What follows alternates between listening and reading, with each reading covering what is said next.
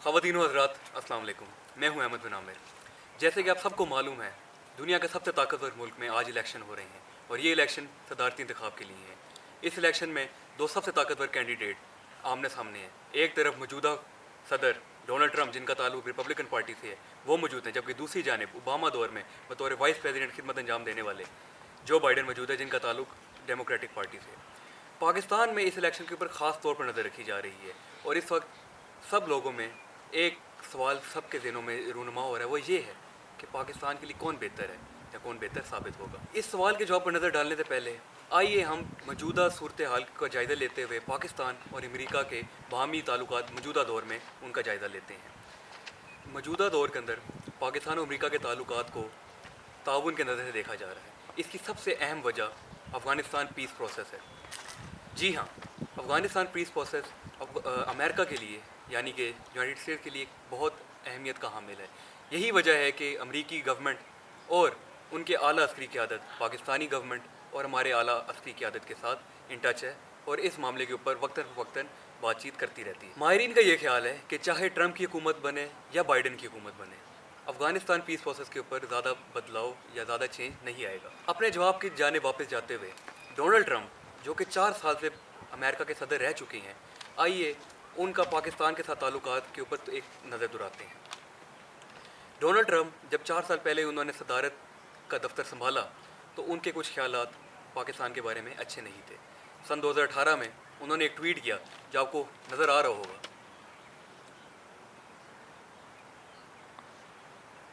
They give safe haven to terrorist. जी हाँ, उनका ये कहना था कि पाकिस्तान दहशत गर्दों के लिए एक अमन का घर है। जो जिन टेररिस्ट को अमेरिका मारता है वो भाग के पाकिस्तान चले जाते हैं और पाकिस्तान उन्हें पनाह देता है। इसके अलावा ट्रंप को एक एंटी मुस्लिम यानी मुसलमानों के ख़िलाफ़ का लीडर देखा जाता है, जो मुसलमानों से शदीद नफ़रत करते हैं। इस बात का अंदाज़ा आप उनकी एक तकरीर से लगा सकते हैं जब उन्होंने कहा कि अमेरिका के अंदर हम मुसलमानों के आने पर मुकम्मल तौर पर शटडाउन यानी लॉकडाउन लगाएंगे, क्योंकि ये लोग इमिग्रेंट्स बढ़ाने के अंदर सबसे अहम किरदार अदा करते हैं। यानी कि उन्होंने आम लफ्ज़ों के अंदर मुसलमानों के ऊपर ये एक इल्ज़ाम लगाया। इसके अलावा एक और बहुत अहम बात ये है कि ट्रंप का इंडिया के साथ और ख़ास तौर पर मोदी गवर्नमेंट के साथ ताल्लुकात बहुत अच्छे हैं।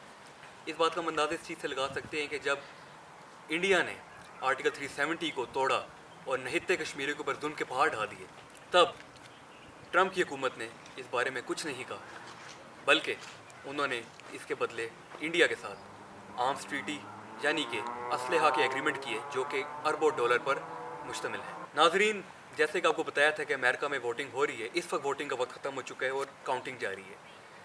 अमेरिकन न्यूज़ एजेंसी के मुताबिक जो बाइडन 264 इलेक्टोरल कॉलेज वोट्स ले चुके हैं और इनकी दूसरी जाने पर ट्रंप 214 इलेक्टोरल कॉलेज वोट ले चुके हैं।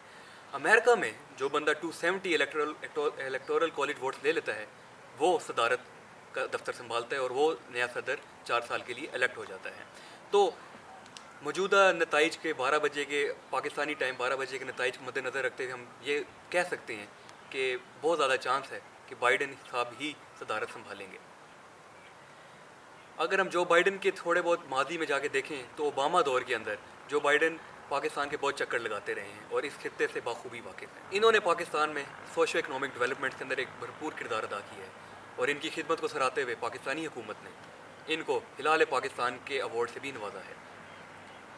इसके अलावा 2009 में बतौर चेयरमैन फॉरेन रिलेशंस कमेटी इन्होंने एक अहम बिल पास कराया जिसका नाम था कैरी लूगर बिल।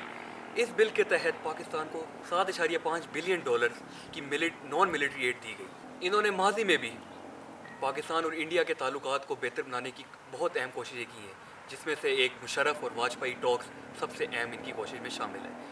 इसके अलावा इनका एक हिस्टोरिकल स्टांस है कश्मीर के ऊपर।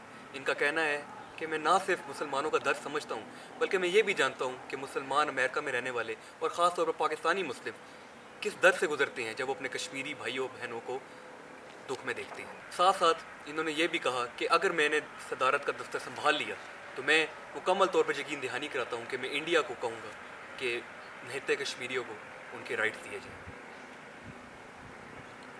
नाजरीन, ये तो बातें होगी, ये वक्त बताएगा कि कौन पाकिस्तान के लिए अच्छा साबित होता है। जो बाइडन का हम देखते हैं कि उनका एक हिस्टोरिकल पोजीशन रही है पाकिस्तान के मामले में और वो हमारे लिए काफ़ी बेहतर साबित हुए हैं।